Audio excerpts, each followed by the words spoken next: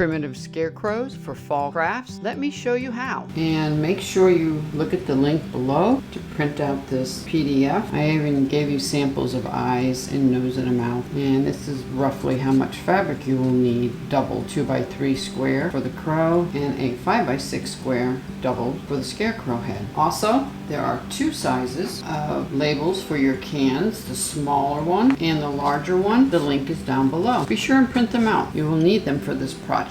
What I like to do after I print out my patterns, I take a piece of template plastic. I made this template plastic 5 inches by 6 inches. This way when I have fabric, I can audition it without having to get my ruler out. I'll just cut my fabric this big and then I will know that's how big I have to do that. Same thing with the crow. Then I'll take more plastic and then I'm going to trace with the marker and cut out. Or print it on a 8.5 by 11 piece of cardstock and then cut it out. This is something you don't have to worry about a pattern underneath, so it doesn't need to be clear. Everything is cut out. If you're going to be cutting out template plastic or even cardstock, make sure you have a designated pair of scissors so you don't ruin your good ones. So now that we have our pattern all cut out, you'll have to decide what kind of fabric you want. This is a linen that I wove. I could use this. It looks just like burlap. This is 100% linen. I use this for rug hooking. This is a flour sack material that I get from Primitive by Kathy. This is really heavy. This is nice. But the only thing with this, you can't really turn it inside out. The seams are bulky. I'll show you one that I did as a sample. This is very hard to turn inside out and make a seam, which is fine. I like it like this. But today I'm going to use Augsburg. This is Augsburg. This is what it looks like. This I'm going to turn inside out. You can also buy tea-dyed muslin. You can use an old linen shirt. I've used linen many a times. And I'll just use my Mark Be Gone. Cut it with my rotary, or you can use scissors. And for the crow, I chose to use wool. I use a lot of wool for quilts and wall hangings and mostly rug hooking. So use whatever you want. You could even use white Augsburg, white fabric, and paint it black and make it nice and stiff, which would be nice. You can either use cardstock or the piece of plastic. And I'm going to use a white China marker and trace it. I'm just going to sew all the way around. I'm not going to turn this inside out. I'm going to place a piece of wire up in there and I will sew on the inside. You can use a little damp cloth and take the marker off, or you can go back over it with the black magic marker. This is so small, I don't like to turn it inside out. And I like to iron my fabric. If you don't know what these are wool mats. They're 100% wool. I love these.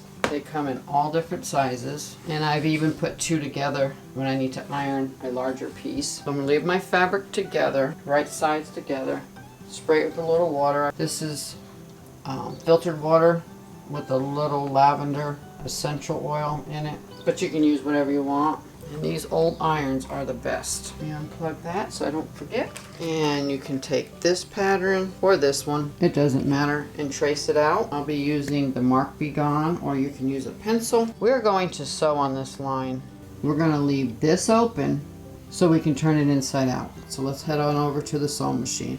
You just need a basic stitch, straight stitch. Open toe foot, if you have one, would be excellent. You can even use your old Singers like I have that only does a straight stitch. And I keep a little container next to my sewing machine, and that's where I throw all the threads so they don't go on the floor. And to respect your time, I went to the sewing machine with a 2.5 stitch length. I reversed and back stitched on both of these about this far up because there's going to be a lot of pressure on it when you turn. I sewed directly on the line, then I cut it out between 1/4 and 1/8 all the way around. Now I'm going to take the hemostats and turn it inside out. If you were using the grain sack material like I did with this one, you don't turn it inside out. That's actually the stitching line right there. So I put the hemostats through the opened end. They're closed but not locked. You don't want to lock them yet. Put them through there, pinch a little bit in there, lock them, now they're locked, and turn it inside out. And once it starts coming through, you have to be careful. Augsburg is not really rough. And then I will just take both of these and start pulling them down like peeling a banana. Then what I like to do is take the hemostat with it locked, put it up in there, and just pull out that seam. Stuff with whatever type of filling you would like to use. I only use natural cotton. You can use polyfill, you can use wadding, batting that's cut into pieces, you can use scrap yarn, and this is my natural cotton. It even has little seeds in it. This is what I like to stuff my dolls with. So again, use your hemostats. You don't want to shove that up in there. It'll never look flat and nice. You need little pieces at a time. You can either lock it or not lock it, and you just grab it and start putting it up and around. I like to fill the perimeter, the outside edge first, and then I start filling in the middle. Little pieces. And be mindful that you don't want to put a lot of stretch on these seams. It's okay if they're coming apart a little bit. That adds to the prim look. And I let go, and then I can use actually the tip closed just to reach up in there and start pushing it toward the edges from inside. Let me go ahead and get this whole head filled with cotton. I'll leave the link below for all the materials that I can think of if you want to buy them off of Amazon for convenience. Every now and then you want to come in and flatten it with your hands. You can feel where it needs more. It's a process. It doesn't happen quickly. Not if you want to get a nice, firm, even head. Nice and firm. Be very careful if you're using hemostats when you're pushing up. You don't want to poke a hole since there's not much room left between the seam. You can also definitely use a wooden spoon to stuff your doll head. His head is finished. I left it not so full down here because I need to add the stick later. I am going to be putting dried corn husk in the bottom. I'm going to go grunge him. I'm not going to do that on camera. I have a full video I did just the other day on how to grunge. You'll have to decide if you want to embroider the face right now and then grunge, or grunge it and then come back and do the face. I have to see how it looks. It has to come to me after I grunge it to see if after that and the eyes, then the eyes will dictate how I want to do the nose and the mouth. I'll grunge it and then I'm going to put it in my dehydrator, let it dry. But if you watch the grunge video, it will explain different ways of how you can dry and how you can grunge and dry. So when that gets done, I'll be back. And I used some black thread and black bobbin thread, and I sewed exactly on that white line. I am not going to turn this inside out. I'm just going to cut it out and leave about a 1/4 inch all the way around. It's wool, so it won't fray. And then I will use some wire and I'll feed it up through the bottom. And I'll show you how I attach that when I put it all together. And here it is all cut out. And don't forget, you can donate. Call your local dog shelters and ask them if they take scraps for pet beds. I fill these up and donate them once or twice a year. For my larger bucket of scraps, I like to donate them to anyone that can use them. Nothing goes to waste. And I only use natural fibers, so even if they were to compost down, they would break down and not be bad for the environment. If you're new to doll making and you may be intimidated by hand doing the face, well, here's a trick that you can do. So take your template plastic, put it about right where the face would be on the doll. So you would need 2 of these if you wanted one for each face. Then you would just basically trace roughly over the pattern. You can say that's a stick, and you can even do the mouth. Then you could take a sharp tool, put it on a piece of wool, and you can just poke down where that eye would go, poke down where this eye would go, and you could just basically audition it there. Mark be gone or marker. Here's that one and here's that one. Same thing with the nose, but you would poke a hole here, poke a hole here. You would poke each one of these, make it large enough that the tip of the marker will go in there. I'm going to put this back over the wool, and if your pen doesn't fit in there, just go back and make it larger. So that's where the stick would go, and you'll just go back over it.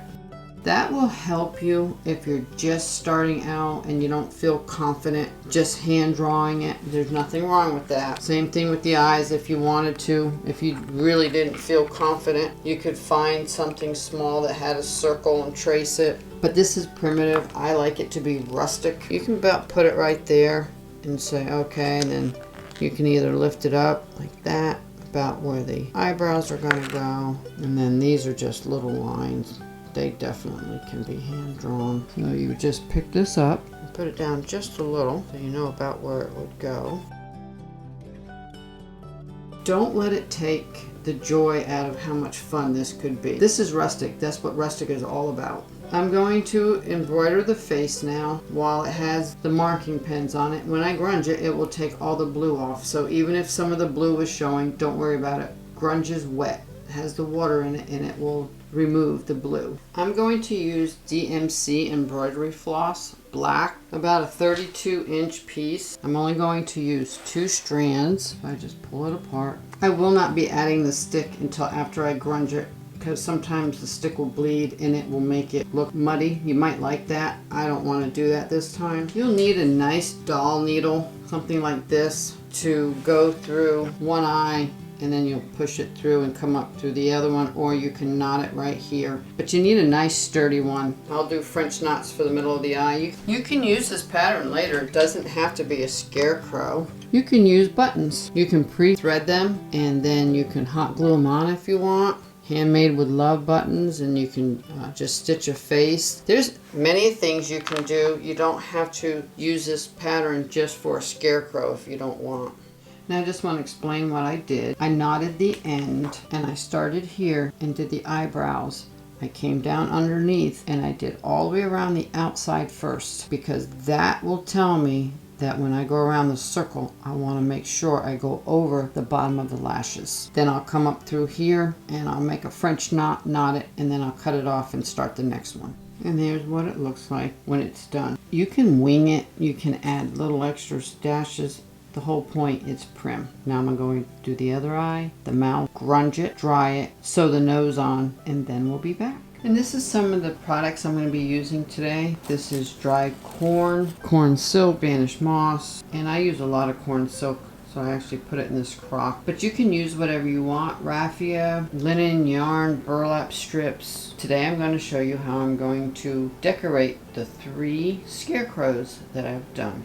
So for this tin can, I did this scarecrow. I sewed on the line and I did not turn it inside out. Where I painted it orange, I did not grunge the back, but I grunged the front. Here's where I did the embroidery, grunged it, let it dry in the dehydrator, and just now, after it's been dry, I added this stick. This is part of a cotton stick where cotton was grown, and that's how this one is done. This one, I would say, maybe is more of a, you could do like a farmhouse look, since it's not grunged at all. The linen was dyed using walnut hulls. I have a video on that. Look up there. And here I use glass eyes. I took a piece of wool and then stitched around it. Did the face. And then I just took some powdered blush and rubbed it on. And then I just blended it with my thumb like that. And then these are thrums. This is what's left over from when I'm weaving. This is cotton. And I just took pieces of it. Took my hemostat. And then I just placed them up in there.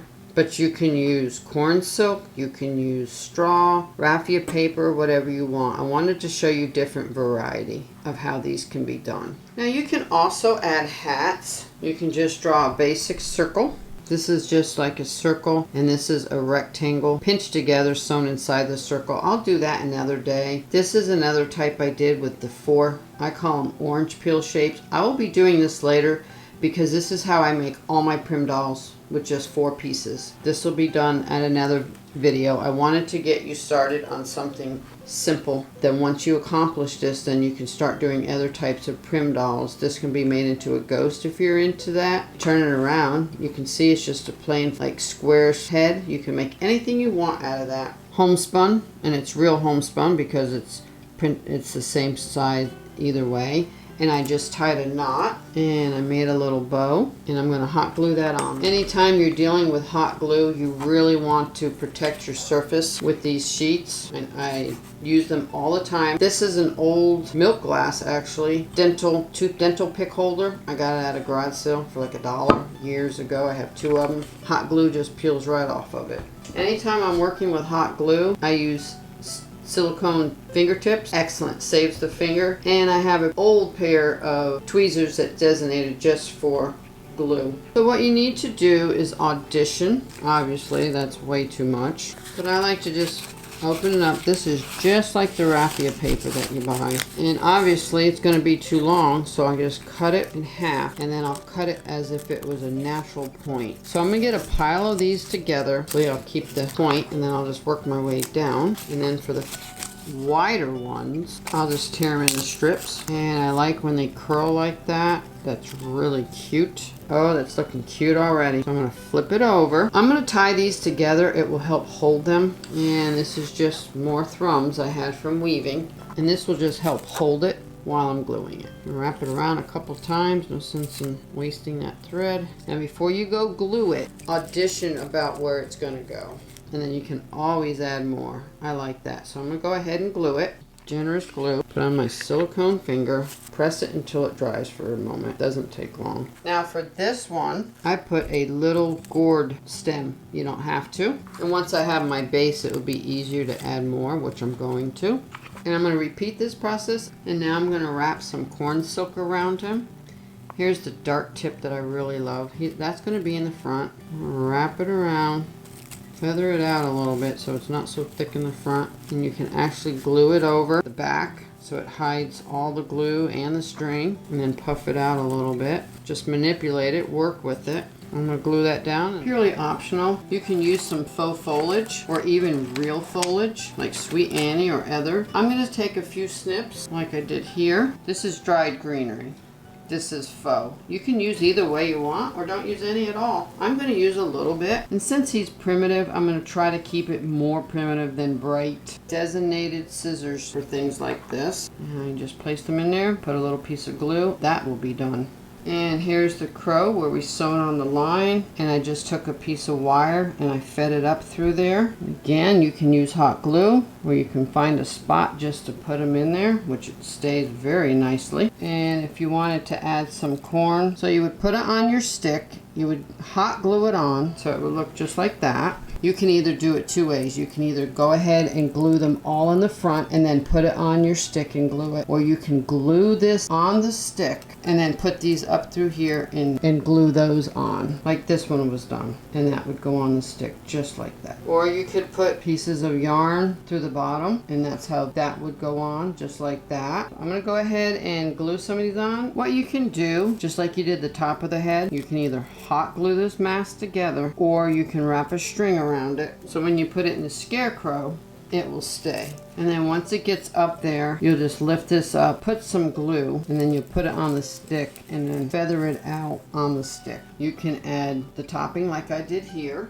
or you can add a hat. Like the Scarecrows are all done. Let's go take a look right now. And this is what I consider the farmhouse one. The label I got online. Check out the link below for this type of label and many more. And I added corn silk like I did before. And these are black and wax beeswax. I will be doing a tutorial on that within the next few weeks. The grunge candle, look up there, did a full video on it. Corn maze label. I got these from the Dollar Tree and I just used my Cricut. And these were the thrums or leftover strings, cotton from my weaving projects, glass beads for the eye, piece of wool for the nose, hand stitched this with 2 strands of DMC black floss, a little powdered blush, dried corn silk, dried corn husk, faux berries, and 1 layer. I didn't even sew that one. I just cut it out of wool and put a wire behind it in the back. This one I consider rustic. Sort of prim, but it's really not. It's not cutesy, but it's not the real prim, I think. This could be rustic. For this one, I printed the label that I'm giving you down below in the link. Same thing, Dollar Tree, Cricut, and then I just went around with a white gel pen. If I would have thought about it, I would have painted this black, but I added just a little dry cinnamon. And then I did another one. I just did 2 different ways. The rusty tin can was done just like our other video. Gourds I hand drilled with a little, and I just used a little stick needle type of awl, and I just hand put it in and just twirled it until it drilled the hole in it. This one I painted orange, grunged it, and came back with sandpaper. I enlarged the crow, made it a little bit bigger, put a wire through it, sewed it all the way around, and did not turn it inside out. I used dried corn silk and dried corn husk. You could take this out and replace it with a candle. These are faux. This is homespun, cut into strips and tied on. And the last one, this one I consider my primitive one.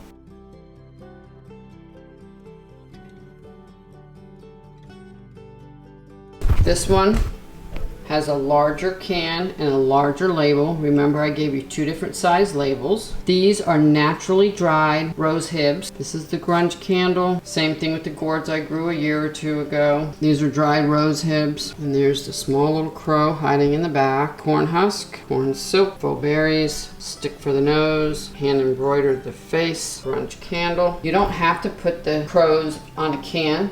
You literally could put them through a small bale of hay. They sell them everywhere, large ones and small ones. And I apologize for the thunder. We're having a storm on the mountain. So let me put them all 3 together and show you what they look like. Farmhouse on the left, the larger can and an online label. Rustic in the middle with a small can. Primitive on the right, large can, large label. So there's 3 different looks. Decide which one you like, how you want it to display it, and just have fun. This tutorial is in a series of getting you prepared for when we do the big dolls of the prim dolls that we make. I wanted to introduce you to grunging, how to stuff, what fabric to use. So in a few weeks when I begin making the primitive dolls, if you're not familiar, you will be familiar. Next week I am doing really cute pumpkins, 3 different ways, not the tall ones, these are different.